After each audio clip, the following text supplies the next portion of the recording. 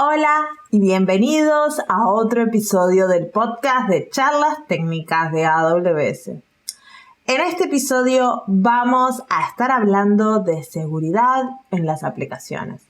Vamos a estar cubriendo conceptos básicos de cómo afrontar la seguridad en nuestras aplicaciones desde el punto de vista de mitigación de riesgos, qué roles hay y cómo todo esto se integra en el diseño, el desarrollo y el despliegue seguro de aplicaciones.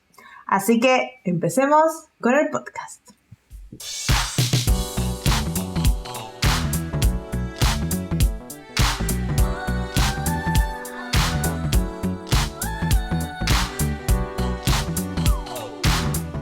Hola y bienvenidos a otro episodio del podcast de charlas técnicas de AWS. Mi nombre es Marcia Villalba y soy Developer Advocate para AWS. Y hoy Isa no nos puede acompañar, así que estoy solita, pero por suerte tengo un invitado y me va a hacer compañía hoy. Tengo a Gerardo Castro desde Perú, AWS Community Builders, que viene a contarnos todo sobre desarrollo seguro de aplicaciones. Bienvenido, Gerardo.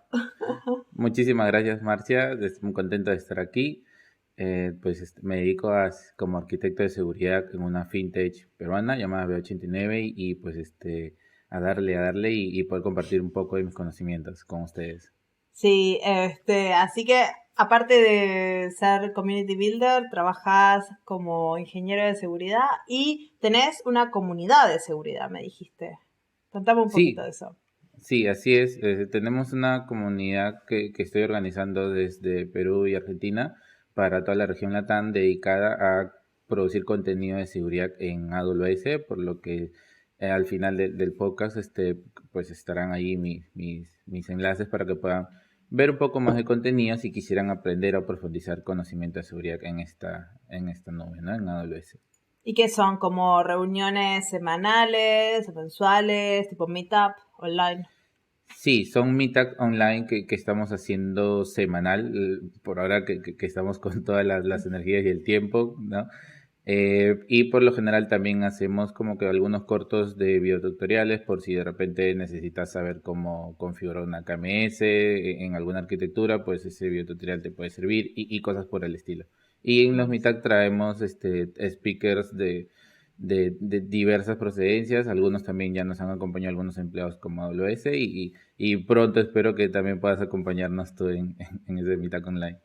Genial, así que los links para registrarse y ver todo están en la descripción del episodio. Me imagino que a la audiencia de este podcast ese tipo de comunidades le va a reinteresar porque los episodios de seguridad siempre son muy populares. Y bueno, yo ya en este episodio con Isa hemos hablado de seguridad, pero sobre todo hemos hablado de seguridad en las operaciones, de cómo asegurar nuestra cuenta de AWS, hablamos de permisos, políticas y todas esas cosas muy específicas de AWS.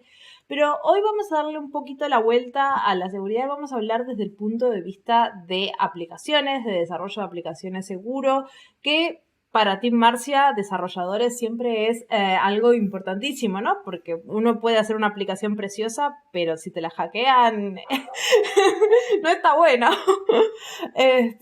Así que, ¿por qué no arrancamos hablando de la primer palabra que se nos viene a la mente cuando hablamos de seguridad, que es la ciberseguridad? ¿Qué es?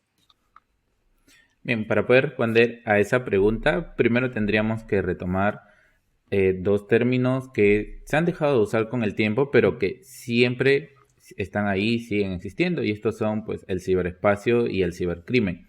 ¿Qué es el ciberespacio? Muy sencillo, si hacemos la analogía, es el lugar donde tú te encuentras viviendo actualmente, que puede ser pues tu distrito, tu provincia, departamento, el condado, el pueblo, etcétera. Y como todo lugar, pues hay casas o departamentos, y en cada casa, departamento viven personas que pueden ser familias, amigos, parejas, personas independientes, etcétera. Existen mascotas, existen centros comerciales, cines o cinemas, creo que le dicen en algunos otros países.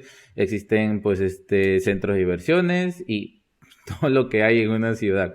Entonces, Esto vendría a ser el ciberespacio desde el mundo virtual.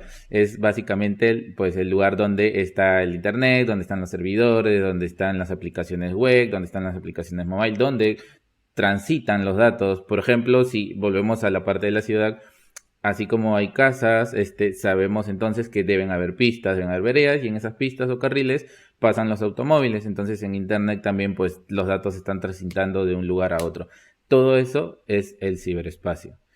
Y ahora llega la parte como que el lado gris o el lado oscuro de la luna, que sería el cibercrimen. El cibercrimen, en este caso, viene a ser a la capacidad de algunas personas que tienen para poder interrumpir la integridad de la información, de los datos, y pues como quien dice, alterar el orden y la paz, lo que sería pues en el mundo real pues que una persona cometa un acto delictivo y vaya contra las leyes que existan en el país o en el departamento o el lugar donde tú estás. Entonces, ya teniendo claro los conceptos de ciberespacio y cibercrimen, podemos hablar de ciberseguridad, y esto no es otra cosa más que la capacidad de poder brindar protección o defensa ante algún ataque, pues o ante alguna acción que interrumpa con la paz y el orden, ¿no? Es decir, que de algo que genere caos. Sí, como nosotros ponemos cerraduras en nuestras puertas de nuestra casa, rejas en nuestras ventanas, alarmas, sería como... Tu ciberseguridad. Mi ciberseguridad. ¿Cuáles son las cerraduras en mis aplicaciones web y las alarmas y todas esas cosas, ¿no? Pero después hay otro concepto también que se habla mucho y capaz se mezcla con el de ciberseguridad, que es el de InfoSec. ¿Qué es eso? ¿Es lo mismo? ¿Esa cosa? Digámoslo así, en líneas súper simples, InfoSec, digamos que es el todo, y ciberseguridad es una parte de del todo esto que es InfoSec o seguridad de la información. Existen muchísimas especialidades dentro de InfoSec. Déjame decirte que una de ellas es justo lo que estamos hablando ahora, seguridad de las aplicaciones. Otra es seguridad de los datos, seguridad de los contenedores, seguridad de redes, seguridad de accesos, business continuity planning, detección y respuesta al incidente, y muchísimas más. Podríamos seguir todo el día. Y todas estas especialidades forman parte de InfoSec. Ahora, el concepto generalista de InfoSec es justamente la práctica de poder proteger los datos frente al acceso y cambios no autorizados, así también como el uso y la divulgación indebida. Es decir, pues es la capacidad que tiene un profesional de seguridad de la información de poder proteger los datos de su empresa o de la compañía donde se encuentra frente a personas que quieren acceder con malas intenciones. Y ahí, sí. No, así que es un rol, no es tanto capaz una cosa más abstracta, pero es un rol en una empresa, el de InfoSec. Exacto, es todo un rol. Y de hecho, digamos que el principio de todo oficial de seguridad de la información es ayudar a velar la famosa CIA dentro de una compañía. ¿Qué es la CIA? Es justamente la confidencialidad, la integridad y la disponibilidad de los datos sobre la información de la compañía. Ese es digamos que el núcleo de InfoSec, es como la razón y ser al mismo tiempo. Sí, ¿y por qué estas tres características son tan importantes para la información? Porque justamente la información debe ser totalmente confidencial en una compañía, debe ser íntegra, es decir, no sufrir cambios o pues modificaciones que alteren el orden natural de los datos, y sobre todo si estos no son autorizados por las personas que únicamente deberían tener acceso, y disponibles todo el tiempo únicamente para quienes lo requieran. Es decir, yo comparto un dato con Marcia, ese dato debe llegar íntegro, debe llegar confidencial, porque probablemente le estoy pasando mi contraseña o cosas por el estilo. No me pases tu contraseña. Es un ejemplo. Y también pues cuando ella reciba los datos, esos datos deben ser disponibles para ella en todo el momento que lo requiera. Entonces, no, claro, esto es súper importante. Sobre todo, yo creo que a veces no nos damos cuenta lo importante que son estas tres características, porque si falla una, ya empezás a tener como desconfianza del sistema, ¿no? Imagínate que estamos armando el lanzamiento de un nuevo servicio, tenemos una intranet con toda la información del servicio y viene un agente externo de noche y nos cambia valores. Imagínate la locura que te puede dar al otro día, te levantás y decís, pero ¿esto lo escribí yo así? ¿Qué está pasando? ¿Qué estaba tan cansada?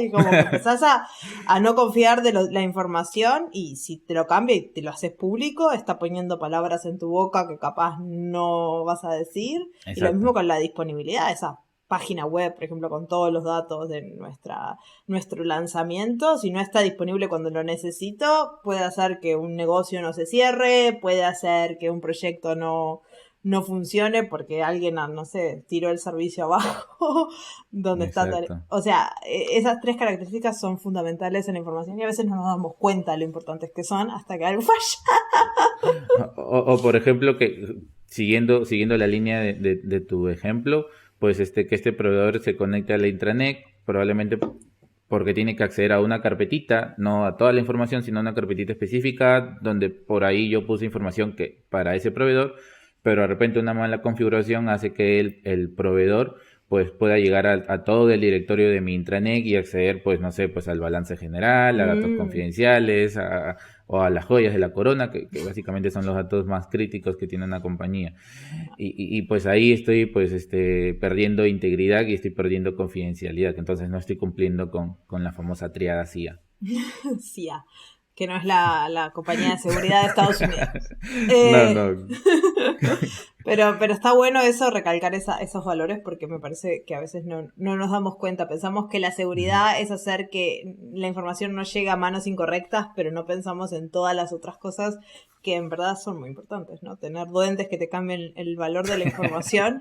Yo creo que debe ser maníaco eso de levantarte un día que esté todo modificado.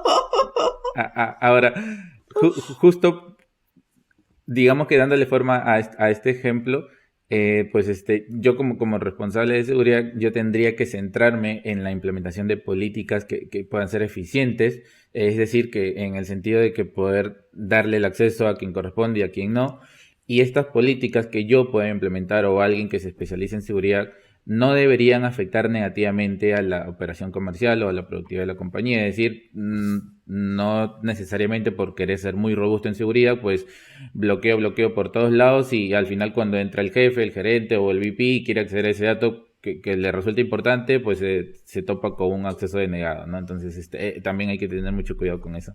Sí, ¿y cómo se hace ese tipo de políticas, no? Porque si vos querés asegurar tus aplicaciones, ¿qué pensás? No sé, en Amazon, por ejemplo, cuando creás una cuenta AWS, no puedes hacer nada. Le tenés que vos ir dando permisos no sé, creas una aplicación de Amplify, por ejemplo, la aplicación de Amplify tiene unos permisos súper limitados. Creo que eso se llama Deny All, y básicamente le vas agregando permisos y permisos hasta que hace lo que querés. ¿Cuántas veces te ha pasado que estás re feliz programando algo? ¡Ay, no funciona! Y te fijas, no tiene permiso.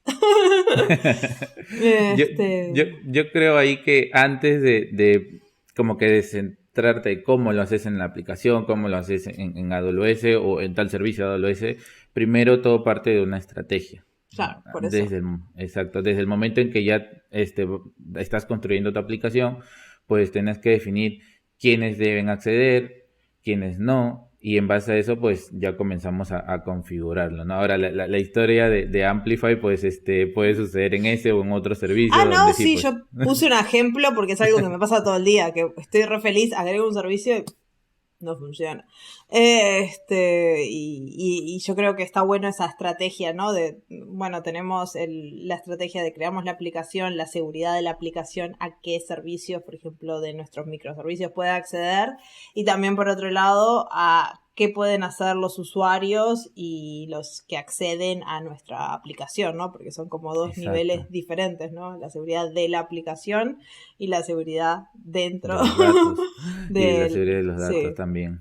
Sí, y la seguridad de quienes acceden, porque probablemente yo te conseguí permisos para que puedas acceder a la aplicación, pero no te di los permisos, o vamos a decirlo así, te di los permisos demasiados permisivos, fui muy bondadoso contigo y de pronto accedes y puedes saltar y pues vamos a decirlo así, pues sufriste un ataque de fuerza bruta, tomaron tus credenciales y y no solamente ven los datos que tú necesitabas ver, sino también pueden ver los datos de ISA, los datos de otras personas y así. Sí, claro. Y también yo creo que otro lugar donde las aplicaciones entra una estrategia que hay que pensar es en el momento del despliegue y de las operaciones, de cómo esa aplicación, ¿no? Vive. Así que también eso es algo que capaz tenemos que hablar más adelante, Así porque es. si yo puedo No desplegar nos el podemos escapar. código, ver el código, cómo accedo a las variables de ambiente, dónde está toda esa información, eso es información muy confidencial y muy Ujú. crítica que no todo el mundo tiene por qué tener acceso. Así que por ahí van las cosas, ¿no? Así es. Este, y volviendo al tema de las aplicaciones y de las organizaciones, ¿cómo podemos aplicar una política, una estrategia, la gestión del riesgo, para empezar, ¿no? Buenísimo, justo diste con el clavo a donde quería llevarte de la mano en esta charla, que es justamente la gestión de riesgo. Cuando ya hablamos acerca de este tipo de estrategias, de cómo implementar las políticas de seguridad, que sean efectivas en el sentido de que cumplan lo que tú necesitas, pero que tampoco tenga un efecto, un daño colateral, donde pues le estás restringiendo a quien no debes. Es aquí donde pues las compañías deben hacer uso de la gestión de riesgos. Y esto está conformado por 5 pasos que yo los digo de forma muy sencilla, pero en realidad es todo un trabajo donde te tienes que sentar, pensar y pensar en qué es lo mejor para tu compañía y ir madurando en el proceso, ¿no? Siempre recomiendo empezar desde lo más mínimo y ir escalando. Y estos 5 pasos de la gestión de riesgo son la identificación del riesgo, es decir, identificas tu riesgo, le das un análisis, lo evalúas, le haces frente, esta es la parte que más me gusta, y la parte que menos me gusta, y me lo digo con mucha pena, es la parte de monitorear el riesgo. Ya les explico por qué.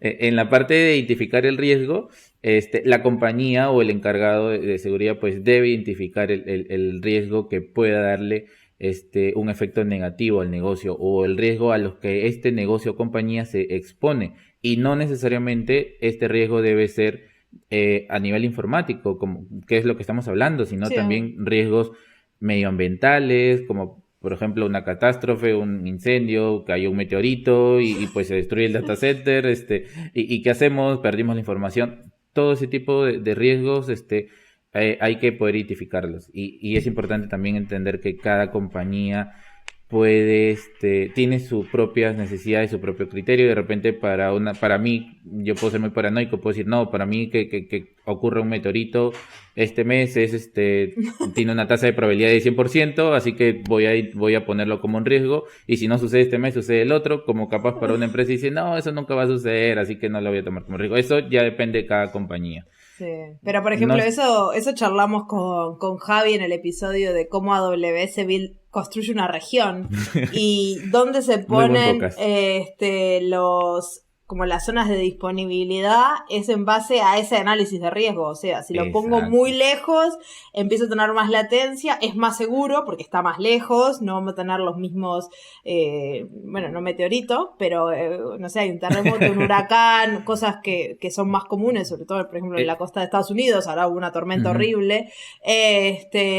Bueno, si están separados, las chances de que no afecte son muy altas, pero si están demasiado separados, entonces cómo manejas ese trade-off, cuál es el lugar de risitos de oro que le llaman, ¿no? El punto ese de la cama que es suficientemente cómoda, suficientemente grande, Sí. la sopa que no está muy caliente ni no está muy fría, para encontrar el lugar óptimo para poner la zona de disponibilidad.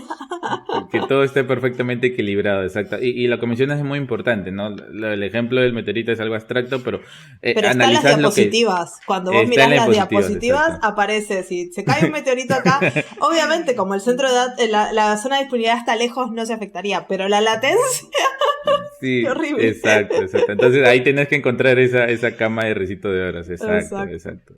Sí, Qué sí. buena. Y la segunda sería el análisis de riesgo, es decir, aquí es donde cada compañía empieza a determinar el impacto, justo lo que mencionas, y la Claro. probabilidad de forma diferente, porque cada quien, pues digamos que lo va a adaptar según le convenga, creo que debo decirlo así, Sí. Y el y, dinero y, que y de tenga. Porque a quién Exacto, no del le gustaría presupuesto. crear 37 zonas de disponibilidad, pero es económicamente rentable, el riesgo es tan grande que... Exacto, porque además una disponibilidad, ahí también siempre hay una evaluación constante del riesgo y ese impacto, la probabilidad se puede ver afectada de forma positiva o negativa dependiendo desde la perspectiva en que lo ves. Entonces, en este segundo paso de la gestión de riesgo, analizar eso y pues detectar digamos que el impacto y la probabilidad que eso sea es vital, ¿no? Entonces, como le digo, para mi compañía, que somos todos paranoicos, se llama Paranoiac Acme, pues la probabilidad que ocurra un meteorito mensual, pues es el 100%, mientras que para la otra compañía, Noctis Acme, pues que esto ocurre es una vez cada 1 millón de años. Entonces ya depende de quién. Y luego pasamos al tercer paso, que vendría a ser la evaluación. Y eso también es importante porque aquí es donde le das la criticidad y la priorización. De repente definiste en el paso del análisis, en el paso previo de que sí, para mí que ocurra un meteorito es pues una vez al mes, 100% confirmado, es mi teoría, mi mentalidad, pero ahora, de que pues yo le puedo dar una priorización o una criticidad, ya depende de mí, porque a pesar de que esto puede ser para la otra compañía agnóstico que dice, no, esto ocurre una vez a cada millones de años, pues y la probabilidad es totalmente crítica, ¿no? Es como que el estado de emergencia, pues para mí de repente esa es una criticidad media o baja, ya depende de la compañía. No hay una norma que te diga, pues, todos estos son los riesgos de la A hasta la Z y cada, pues, riesgo tiene este nivel de criticidad, que eso ya depende de la compañía. Sí, claro, obvio. Aparte, ¿qué tan importante, por ejemplo, el riesgo del meteorito? No sé, si vos sos una empresa que, a ver, de delivery de comida, si cae un meteorito, no hay nada que puedas hacer, es un Mm. riesgo que puede pasar todos los meses, porque tu Ujú. sistema meteorológico te dice todos los meses, pero si cae un meteorito, Sí, no, ya está, o sea, tu aplicación se cayó, ya está, no puedes hacer nada, porque nadie va a pedir exacto. comida, así que tampoco es que te estresa mucho.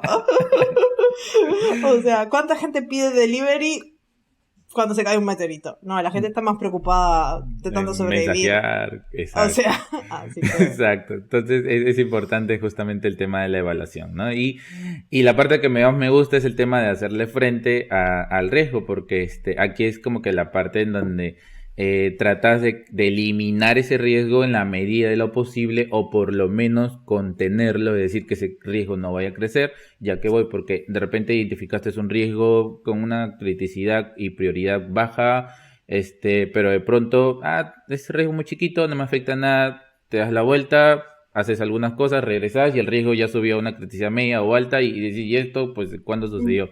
Entonces ahí es donde sí va a haber una gestión oportuna de hacerle frente a los riesgos, ¿no? De poder eliminarlo, es decir, pues desaparecer ese riesgo o contenerlo lo mejor que se pueda. Sí, claro, por ejemplo, que, no sé, en tu empresa, pero en la mía todas nuestras computadoras están encriptadas. Entonces, el riesgo de que nos roben las computadoras es bastante bajo, pero puede pasar que la pierdas, Ujú. es una pasa, me imagino que no es un porcentaje muy alto, pero pasa, pero está contenido desde que si alguien la recupera y no la puedes encriptar, es como Sí, sí, un gran ladrillo muy caro. exacto, exacto. Entonces eso es una mitigación de riesgo muy sencilla dentro de todo, porque es una cosa que viene hecha en los sistemas operativos, que puedes encriptar toda la información, para prever un riesgo que es bastante bajo, que a la gente en general no pierde ni le roban las computadoras, pero pasa, pero hay una solución. Así es. Y el quinto paso de la gestión de riesgos es la monitorización del propio riesgo. Aquí, pues, es como que la parte un poquito más aburrida desde mi perspectiva, porque tenés que llevar un control fideligno de todos los riesgos que se van encontrando en el camino, cuáles de ellos, pues, le hiciste frente, es decir, los eliminaste, a cuál de ellos los contuviste, es decir, los identificaste como una gravedad media, pero en una línea de tiempo lo pasaste a una gravedad baja, porque fuiste reduciendo poco a poco digamos que el impacto que ese riesgo puede tener, el nivel de impacto que el riesgo puede tener cuando en el hipotético caso sea explotado. Entonces sí lleva que alguien esté pues muy pegado a Excel o muy pegado a este temas de inventarios y controles, pues esté ahí, digamos que registrándolo todo y cuando se reúna con el CISO o el CSO o probablemente el gerente de seguridad de la compañía, pues le diga, esto es donde estamos y hasta esto estamos apuntando, esto es lo que corregimos y así. Esa parte la hago, pero tampoco no es que la haga como que tan enérgica como sí cuando le hago frente a un riesgo que sí trato de que es un poco más operativo, ¿no? Sí, igual, me imagino que todos estos pasos pueden ser hechos por diferentes personas en una organización, no es que es la misma Ujú. persona que lo hace todo. En algunos casos sí, en algunos En casos algunos casos hay no. diferentes roles, ¿no? Porque, bueno, una persona Así en un es. Excel no es lo mismo que una persona que está entendiendo capaz conceptos de seguridad para atacar, de seguridad tecnológica, de IT, para atacar cómo mitigar estos riesgos y todas esas cosas. Eh, Exacto. entonces la En pregunta un, que... Sí, perdón. sí, en un mundo ideal a esto se le conoce como oficial de cumplimiento. Suena horrible. Suena horrible. Eh, me hace acordar todo esto como, no sé, que está todo el mundo de uniforme, todo prolijo. No sé. Yo no puse los nombres. No, no, ya lo sé, suena feo. Pero bueno, todo lo que nos venís contando es como de seguridad en general, ¿no? Porque estos riesgos y esta gestión de riesgos se puede aplicar en cualquier organización, no es algo solo de aplicaciones, ¿no? Entonces, ¿cómo se baja esto Exacto. a tierra a lo que son la seguridad de las aplicaciones en sí, ¿no? Buenísimo. Para poder contarte un poquito de cómo aterrizamos esto a la parte de seguridad de las aplicaciones en sí, hay algo también que es muy importante de poder mencionar, que es acerca de los Blue Team y de los Red Team.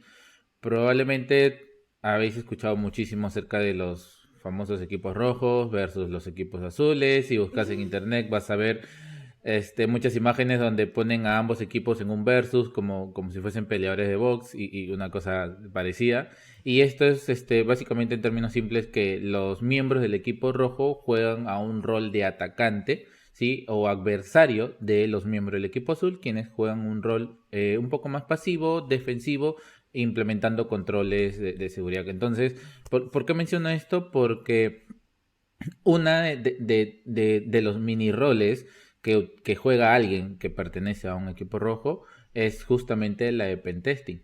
Y estos pentesting o estas personas que hacen pruebas de penetración, lo que normalmente se caracterizan es de poder buscar justamente esas aplicaciones web que estén en internet y poder verificar cuáles son las vulnerabilidades que esta aplicación en producción tiene y que puedan ser explotadas por un atacante. Entonces, van donde el miembro del equipo azul y le dicen, pues mira, los controles de defensas que tú has implementado, pues están muy bien, pero estos de aquí hay que mejorarlos porque yo puedo hacer este tipo de ataque y ese tipo de ataque puede ser, por ejemplo, aparte del pentesting, puede ser ingeniería social, ingeniería reversa, fuerza bruta, SQLI, cross-site writing, etcétera. Entonces, el miembro del equipo azul se ve obligado o se ve retado, por decirlo así, a pues levelear un poquito su control, ¿no? Su defensa.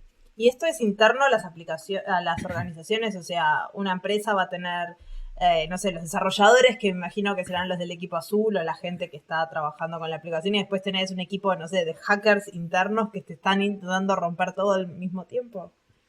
Sí, sí y no, ¿por qué? Lo ideal es que dentro de una compañía sí tenga sus miembros de equipo de Red Team versus Blue Team y que pues cada cierto periodo de tiempo también contrate a un proveedor externo que le haga estas pruebas para que pueda detectar lo que probablemente el equipo interno de la compañía no pudo detectar, ¿no? Probablemente por temas a veces de skill, de experiencias o de tecnologías que un proveedor tenga a la mano y que la propia compañía por temas de presupuesto no.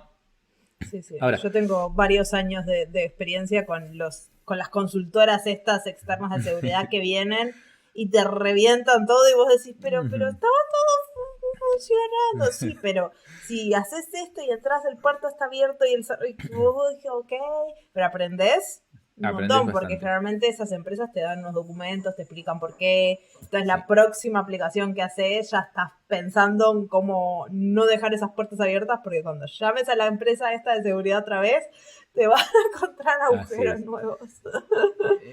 Y eso sucede porque normalmente todas estas consultoras de ciberseguridad trabajan con un modelo de amenazas, como que holístico hacia cualquier empresa y hacia cualquier entorno, sea on-premise o sea cloud.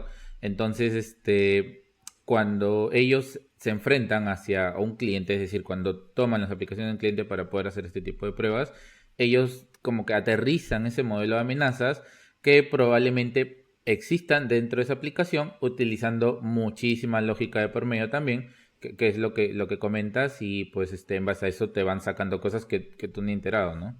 No. Pero es súper interesante como desarrollador que te hagan ese tipo de consultoría porque te abre la mente a todas las cosas que pasan por ahí, ¿no? Porque yo creo que a veces el mundo de la ciberseguridad, de la seguridad en general, es como una batalla constante entre los de afuera que están aprendiendo cosas nuevas y la tecnología evoluciona para ellos y los de dentro que queremos protegernos y esto aplica a Así nuestro es, ciberespacio y a nuestro mundo real, ¿no? ¿Cuántas veces así es. estamos todo el tiempo en esa disputa constante, ¿no? Y a veces no puedes saberlo todo. Así es. Y de hecho hay una frase que se utiliza aquí en Perú que se dice que todo lo que se encuentra en un río puede ser pescado. Y si nos vamos hacia el mundo virtual, pues todo lo que se encuentra en internet es un potencial objetivo de un atacante. Entonces, aquí es donde puedo responder a tu consulta de pues cómo aterrizamos toda esta parte de la ciberseguridad en las aplicaciones. Y es que existe algo llamado el ciclo de desarrollo de software seguro, que traducido a las iniciales en inglés, pues es SSDLC. Y esto básicamente es como una serie de lineamientos de seguridad, por decirlo así, o guidelines de seguridad, donde se acompaña desde el proceso, desde el desarrollo inicial, desde que generas tu primer Hello World, y pues luego esto hacerlo crecer, mantenerlo y pasarlo a producción. Desde ese nacimiento del código hasta la puesta de producción y mantenimiento, pues esos guidelines de seguridad te van acompañando y justamente, ¿no?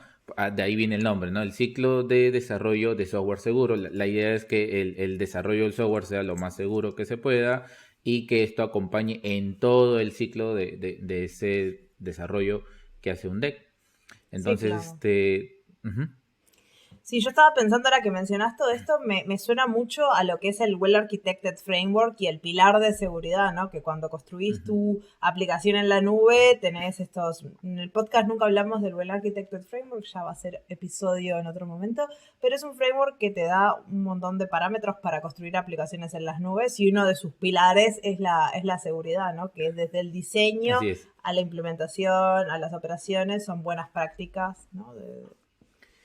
Y qué bueno que mencionas lo del Well Architected Framework, en especial lo del pilar de la seguridad. Y sucede que cuando una compañía intenta decir, ok, quiero pues generar valor hacia cubriendo la necesidad de algún cliente, una necesidad existente que está en el mercado, pues tengo mi equipo de desarrolladores, ellos ya van a empezar a construir, pues ¿cómo puedo implementar ese ciclo de desarrollo de software seguro? ¿De dónde me cojo? Pues si hay alguna referencia por internet. Y sí, normalmente existen varios frameworks. Uno de ellos es lo que mencionas, otro es el OWASP, otro Ese es pues es también el Cyber. fantástico. El OWASP Exacto, para hacer aplicaciones desde serverless, aplicaciones web. así es, Este, y para los que no así saben qué es es. el OWASP, ¿qué les puedes explicar? Sí, el OWASP, traducido al español significa pues Open Security Web Application. Básicamente es como un framework o un marco de trabajo que pues te da todas las pautas y las mejores recomendaciones para que un cliente o una compañía inclusive puedan crear aplicaciones web de forma seguras y resilientes y se mantiene actualizado con los últimos o con la tendencia actual de los vectores de ataques que existen. Entonces, Mm. por ejemplo, si hoy el top 10 está pues ataques, no sé, en el top 1 de tendencia de ataques hacia aplicaciones web se encuentra Cross-Site Scripting, por ejemplo, o SQL Injection.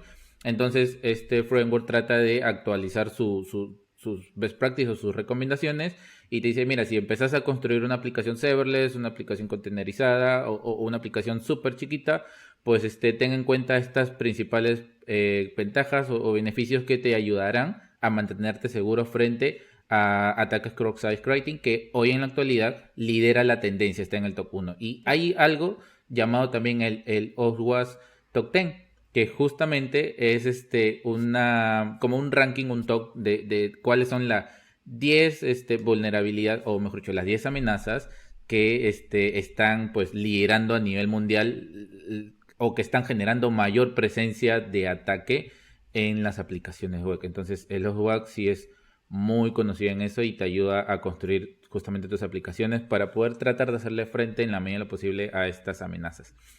Y el siguiente framework que también puedes utilizar para poder establecer un ciclo de desarrollo de software seguro es el Cybersecurity Framework NIST, que también es muy muy conocido. Y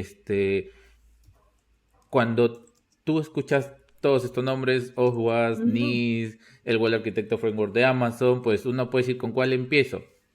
Es una buena pregunta. Exacto. ¿Con cuál empiezo? Explota tu cerebro. ¿Cuál es mejor que otro? Y decís, ¿estaré cubierta? Porque a veces con la seguridad es eso. Bueno, si empiezo, no sé, desde el WASP, ¿lo tengo todo? Si empiezo desde el NIST, ¿está todo? ¿Con uno me alcanza? ¿Está todo? Exacto.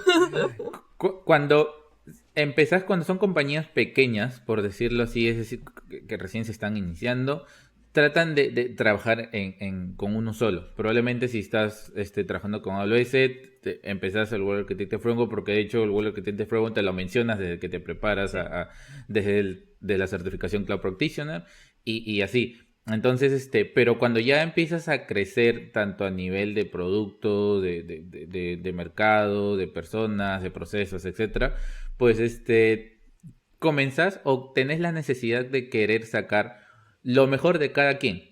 Entonces, en ese sentido, empezás a hacer algo más cross y formar tu propio framework interno que es útil para tu necesidad actual y cubrir todos los procesos que necesitas. Entonces, cuando llegas a ese nivel de querer sacar lo mejor de cada framework, como un rompecabezas, ¿no? Esta pieza me gusta, esta otra pieza me gusta, y la empezás a unir y pues ya tenés tu modelo de enfoque ideal. Claro, entonces, y tienes una empresa más madura, ¿no? Porque exacto, no es lo mismo seguir el Architected Framework desde la herramienta que te aparece en la consola, que te hace preguntas exacto, y vos vas respondiendo, que poder decidir, yo quiero esto, y armar. Y cómo lo aterrizas hacia donde estés trabajando, o sea, a AWS utilizando todas las cargas allí, ¿no? Sí. Entonces, ¿cómo haces cuando comienzas a coger el engranaje o piezas clave de cada framework?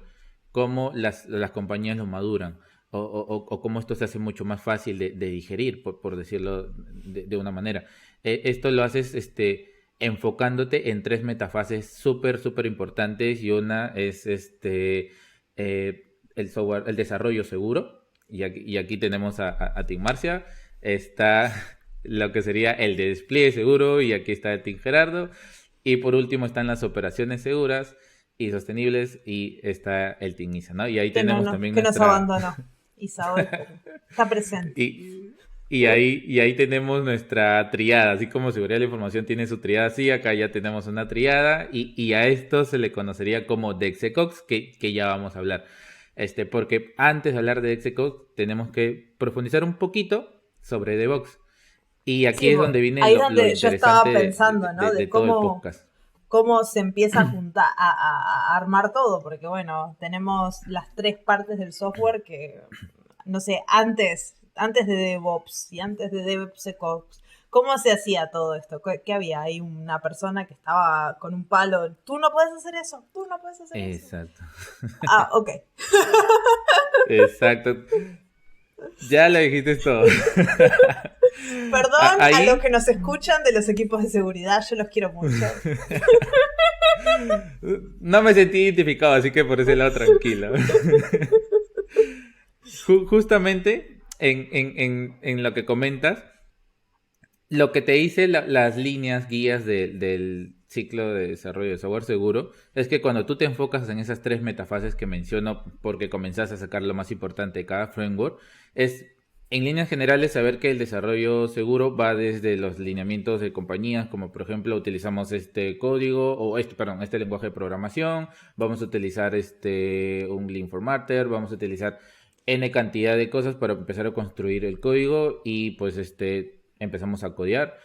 Y luego viene lo que se menciona como despliegue seguros, esta es la parte de seguridad, y esto va desde hacer pruebas, desde, en este caso, evaluar el código en busca de vulnerabilidades, de que por ahí de repente Marcia desarrolló algo en Node.js y pues puso las API keys directamente sin utilizar variables de entornos, entonces ahí su llamada de atención. Y dentro de operaciones seguras, pues Isa recibe pues todo lo que construyó Marcia y todos los lineamientos de seguridad que yo puse y trata de poner esto en un ambiente productivo y que esto se mantenga y como una tetera que está hirviendo y la dejas por mucho tiempo y en eso comienza a levantar la tapa y a salpicar todo, ¿no? Sí, yo me Entonces trata de imagino que contenerlo todo. en la parte de diseño es tipo el chequeo de dependencias, el asegurarse de que el código sea sin backdoors, sin puertas traseras, no sé cómo lo dirían.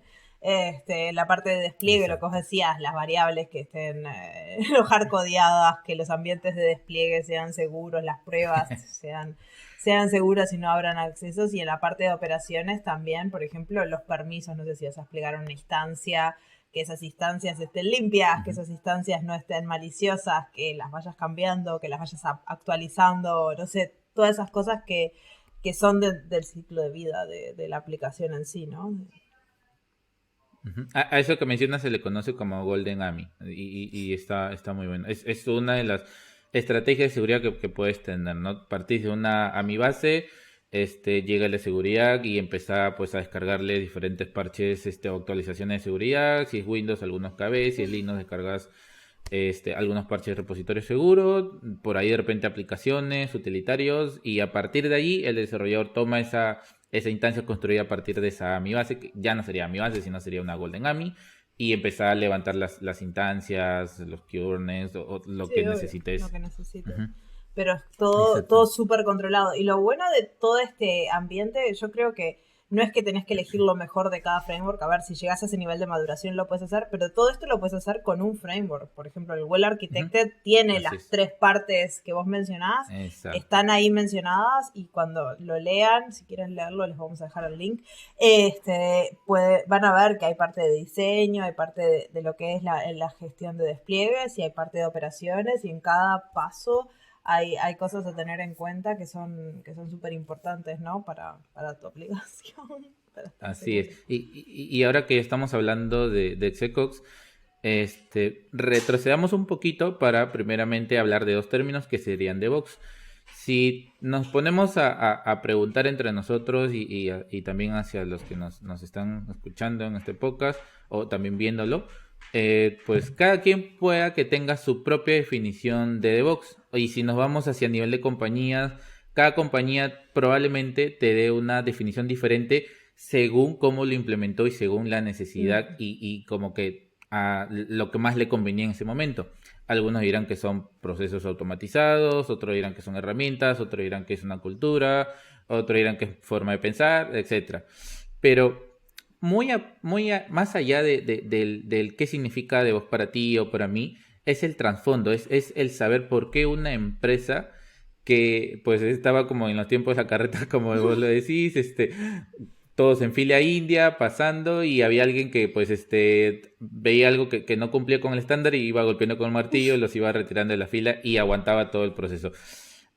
Justamente en ese sentido, las compañías de hoy en día pues tienen la necesidad de adoptar DevOps justamente por un trasfondo. Y ese trasfondo es que, si retomo tu ejemplo, Marcia, vamos a imaginar que estamos en digamos que en una compañía automotriz, nos vamos hacia la fábrica y pues nos llevan a lo que se conoce como líneas de producción. Y en esas líneas de producción vemos pues como en toda una línea 1, están todas, digamos que no sé, pues las puertas, en la línea 2 están los neumáticos, línea 3 el chasis, motor, y cada línea tiene como que los elementos o la autoparte que corresponde. y según cada línea se va avanzando un proceso, es decir, el elemento que estaba en la línea 1 se junta con el elemento de la línea 2 y así sucesivamente. Pero, ¿qué pasa si de repente en la línea 4 cuando se unieron los tres elementos anteriores, se quiere unir con el elemento de la línea 4, hay, no sé, un tema de incompatibilidad, una mala configuración, no lo sé. ¿Qué es lo que sucede? Pues en esos tiempos de carretas se detenía absolutamente todo. Es como que, imagínate que estás saliendo a correr, detrás de ti también hay muchas personas corriendo, todos en fila india, y de pronto tú te detienes en Para seco uno, o en golpe y paran todos de golpe. Entonces, y hasta que tú no te mueves, no se pueden mover los que están detrás no es tuyo. muy eficiente en el mundo moderno eso. Exacto, no es muy eficiente. Y ahí es justamente donde, más allá de qué significa para ti o para mí DevOps, es justamente el trasfondo, el por qué la compañía tiene la necesidad de usarlo. Y es justamente porque, ahora yéndonos a la parte de desarrollador, pues imaginemos que los desarrolladores cada vez que están construyendo, lanzando feature, manteniendo código, dándole soporte, construyendo nuevas aplicaciones o productos, pues vamos a imaginar que digamos que cada commit o cada push que van haciendo, pues son como que las cartas de un naipe.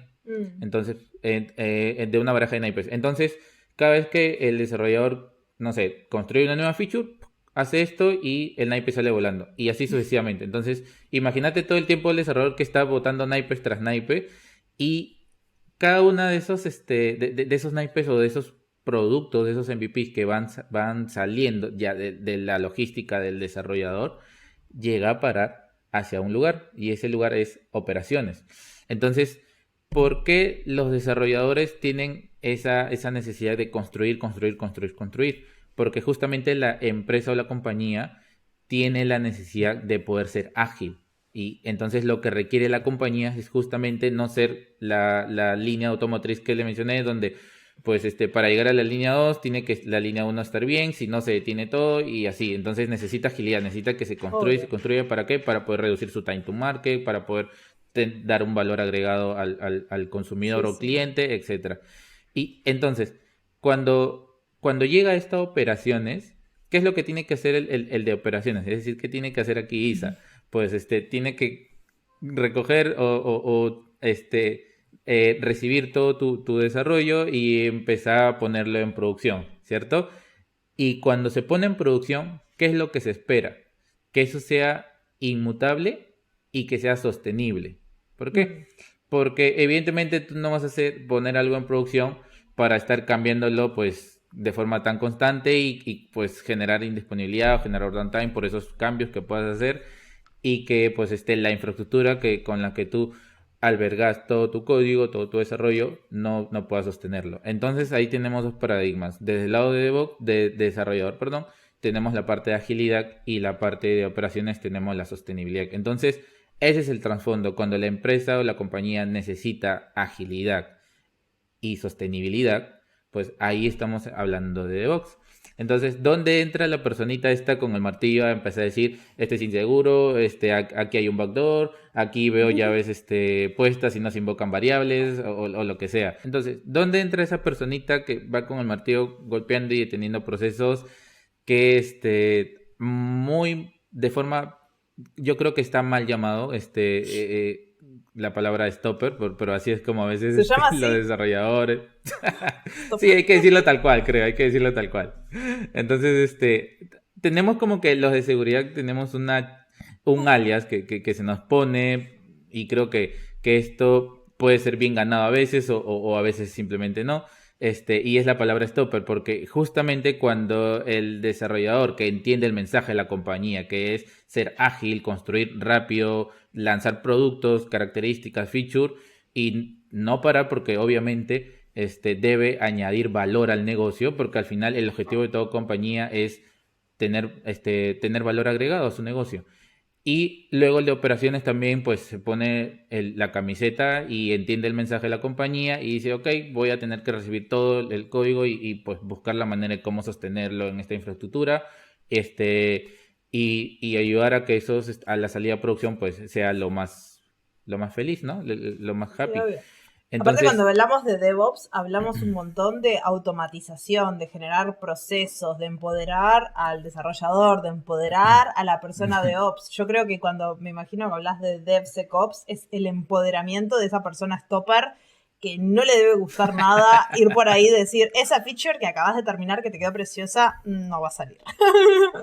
No es algo, creo que a esa persona le divierta. Le encantaría haberse dado cuenta que esa feature tenía un problema hace 3 meses. Y no cuando le llegó a él ese papelito con la feature, la tiene que revisar.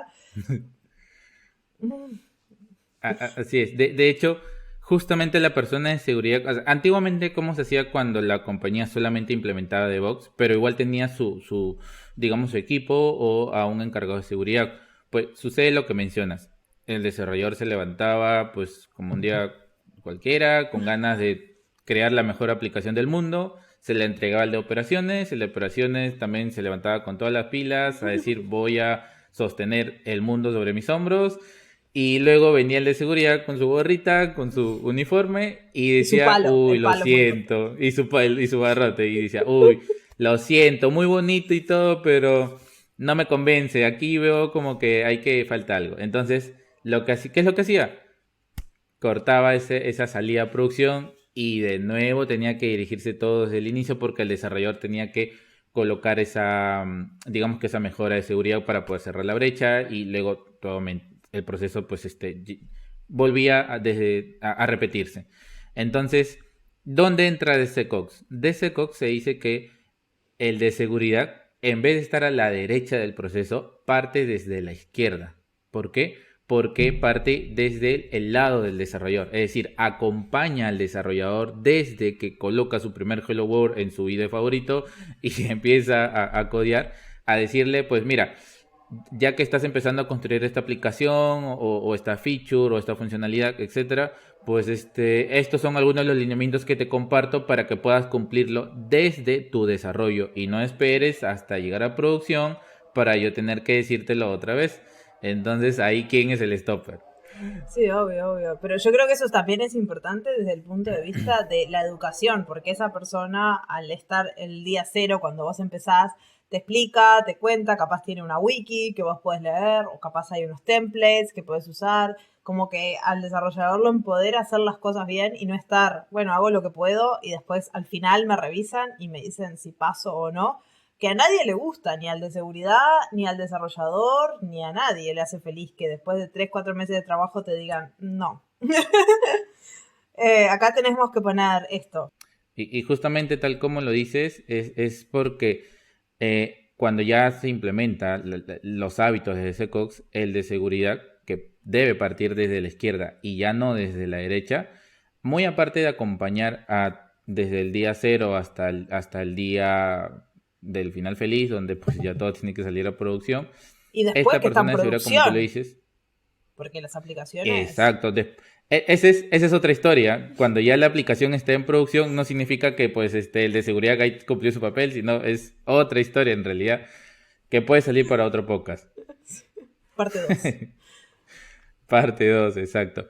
Entonces, DexEcox llega justamente para poder hacer convivir a las tres áreas, pues, de desarrollo, seguridad, operaciones, y que seguridad, a pesar de que está en el medio de esta terminología, pues a nivel de proceso en realidad parte desde la izquierda, acompaña al desarrollador y cuando el desarrollador ya cumple su rol y entrega su producto, su código al de operaciones, pues el de seguridad lo que hace es, ok, me paso ahora al de operaciones y lo acompaño, ¿qué tal? ¿Cómo estás? Entonces, hay que lanzar esto, ok, ¿cómo está la infraestructura? Hay que ver los puertos, hay que ver las conexiones de red, lo estás lanzando en una instancia CO2, ok, vamos a ver que esta instancia CO2 cumpla con los requisitos y todo eso. Entonces, ya cuando el producto sale hacia producción, sale lo menos inseguro posible. No puedo decir de que pues la seguridad es al 100% porque difícilmente se llega, así que, pero se trata de por lo menos estar lo más cerca posible, ¿no? Entonces ya va dependiendo de si utilizas herramientas, si utilizas procesos, la madurez que tengas y experiencias, skills, etcétera. Depende de muchas cosas. Entonces, allí, y concluyo con esto, es justamente donde el de seguridad ya deja de ser ese tan mal llamado stopper, porque ya se vuelve un facilitador. Claro. Se vuelve alguien que pues comparte la visión del negocio, porque al final tampoco es que, supongamos que yo me ponga en esos zapatos de ser stopper, tampoco es que me la veía muy feliz diciéndole que no al desarrollador o al A de nadie le operaciones, porque gusta. al final estaría afectando al negocio, estaría diciéndole al negocio, lo siento, pero todavía no puedes vender tu producto porque no cumples con estas políticas. Si te tenés que demorar 6 meses en volver a refaccionar todo, pues asunto tuyo, pero no vendes, no, eso no. Entonces la idea es que también se aporte, entienda esa visión y aporte justamente la salida del producto al mercado, porque al final la compañía vive de eso. Obvio, obvio. Y a nadie le gusta ni ser el malo de la película, ni tener ahí una persona que te está... Pero es muy importante la seguridad, porque imagínate, vos lanzas una app que compromete los datos de tus clientes, imagínate la mala prensa que puede haber si te la hackean y te acceden a los datos de los clientes. O sea, este Ujú. rol tiene que ser extremadamente vigilante porque está protegiendo a la empresa de las relaciones públicas, está protegiendo a los clientes de la empresa. Entonces, está buenísimo que pueda ser parte del desarrollo. Yo creo que eso es la metodología de DevOps, DevOpsSec, DevSecOps, nunca sé los órdenes de las cosas. Involucra a todas las partes trabajando juntos, creando procesos, creando mecanismos, creando empoderamiento de todos los roles que están en el desarrollo de software, que al final todos quieren hacer su trabajo, irse a dormir a casa en paz y no tener que levantarse a las 3 de la mañana porque te hackearon. Sí, eso es terrible. Exacto. La idea es justamente eso, ¿no?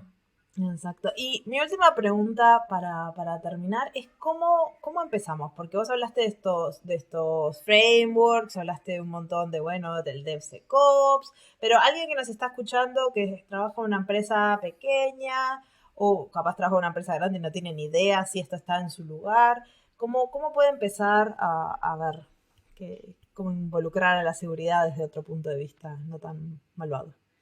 Es una muy buena pregunta. De hecho, pues si hay alguien aquí que recién, sea que sea un empleado o pues esté a punto de formar su propia startup y quisiera desde ya nacer con las mejores prácticas, pues yo le recomendaría que si tus cargas de trabajo están en Amazon Web Service, utilizar el Well Architecture Framework. Este consta de 5 pilares. Uno de ellos está centrado en el pilar de seguridad, y este pilar de seguridad se enfoca en 5, o digamos que tiene 5 focos, ¿no? O se centra en 5 objetivos. Uno de ellos es justamente la gestión de accesos, el otro es la protección de la infraestructura, el otro es el monitoreo, el otro es protección de los datos, y el último, si no, mal no recuerdo, es la detección y respuesta al incidente. Este framework te dice desde cómo empezar sin morir en el intento, tal cual. Tal cual. Entonces, pero eso es de forma como que centrados a lo es. Ahora, centrándonos desde la parte de como que más generalista a nivel de definiciones de lo que hemos hablado, sin apegarte de repente al Well Architecture Framework, es que, pues, depende mucho en este caso, de las herramientas con las que empezás a trabajar. Por ejemplo, si ya tenés un equipo de voz que probablemente esté utilizando Jenkins o GitLab como integrador continuo, pues tenés que tener a alguien dedicado a seguridad, y si de repente por presupuesto no lo tenés, entonces pues toca que el desarrollador y el de operaciones se pongan la gorrita de seguridad en los momentos que se requiera, y empezar desde el día cero con las mejores prácticas. Hay framework en internet, de hecho lo voy a compartir en la cajita de la descripción, un framework que puedes desplegar de DevSecOps, y te va a dar todos esos guidelines para que tú puedas empezar desde cero y puedas ir madurando en el camino.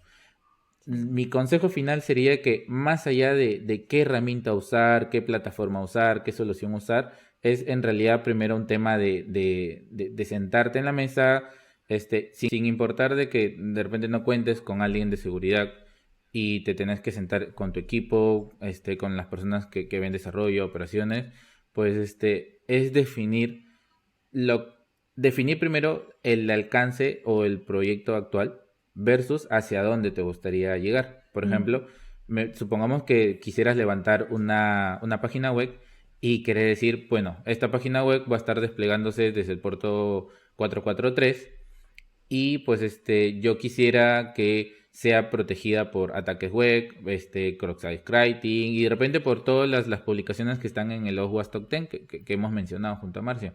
Entonces ahí ya tú tenés como que una decisión, una visión de qué es lo que necesitas. Ahora, cómo poder hacerlo ya va a depender si tenés la herramienta. En el caso de AWS, pues tenemos al Web Application Firewall o AWS WAF, que te ayuda justamente a proteger tus aplicaciones frente a ataques de capa 7.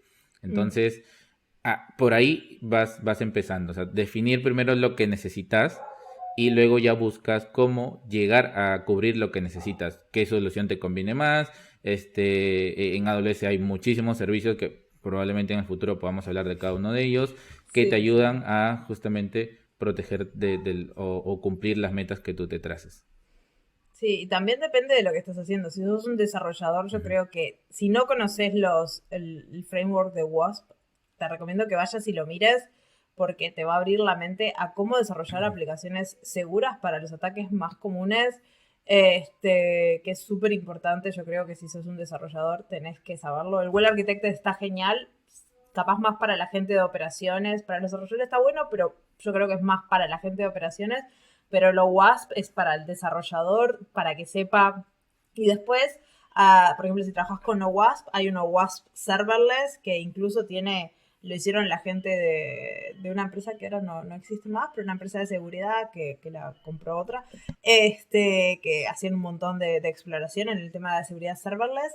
Y los tipos hicieron con todas las soluciones cómo resolverlo en AWS. Entonces el OWASP Top 10 Serverless tiene las respuestas a un montón de las cosas más comunes.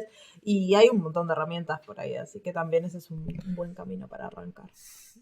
Así es. Y una de las herramientas que tiene el OWASP es una plataforma llamada Jewish OWASP, que básicamente es como que descargas un sitio web de prueba donde pues hay como una serie de pasos que te permiten poder hacer un SQL injection o hacer un cross-site scripting.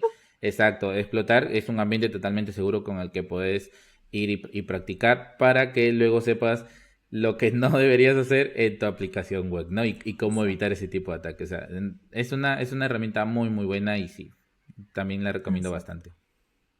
Y bueno, y yo creo que con esto la gente ya tiene una perspectiva de dónde están los riesgos, de cómo hacer el análisis, de dónde más o menos bichar en sus aplicaciones, cómo hacer la parte de diseño, despliegue y operaciones seguras, por dónde arrancar y bueno, y seguramente haya muchas partes de esto porque la seguridad es un trabajo infinito. Y holístico. Sí, ya me dejarán en los comentarios si quieren o nos escriben al correo qué temas de seguridad de aplicaciones les interesa, para dónde les gustaría que profundicemos más, porque a mí es un tema que me encanta el desarrollo de aplicaciones y la seguridad también, así que ya me cuentan. Y con esto te digo, chau Gerardo. Después de no sé cuánto rato estuvimos intentando grabar porque no hicimos un análisis de riesgo de la capacidad de internet de Gerardo, pero creo que lo logramos, así que muchas gracias. Sí, creo que la prioridad que leí a mi internet que fue una baja y casi un poco más si la despriorizo, pero estuvo muy bueno. De hecho, muchísimas gracias Marcia por la invitación y pues encantado de volver en un futuro. Dale, muchas gracias y todos los links que mencionó Gerardo están en la cajita de descripciones y también cómo acceder a hablar con Gerardo, que imagino que él siempre está disponible para que le charlen en las redes sociales, así que lo van a encontrar por ahí. Bueno, nos vemos en otro episodio en 2 semanas. Chau, chau. Listo, cuídense, chau. Muchas gracias por escuchar el podcast hasta el final. Como siempre, les dejamos en la cajita de información del episodio todos los links para que vayan a hablar con Gerardo y también a ver todo lo que mencionamos durante el episodio. Nos vemos en 2 semanas en otro episodio del podcast de Charlas Técnicas de AWS. ¡Chau, chau!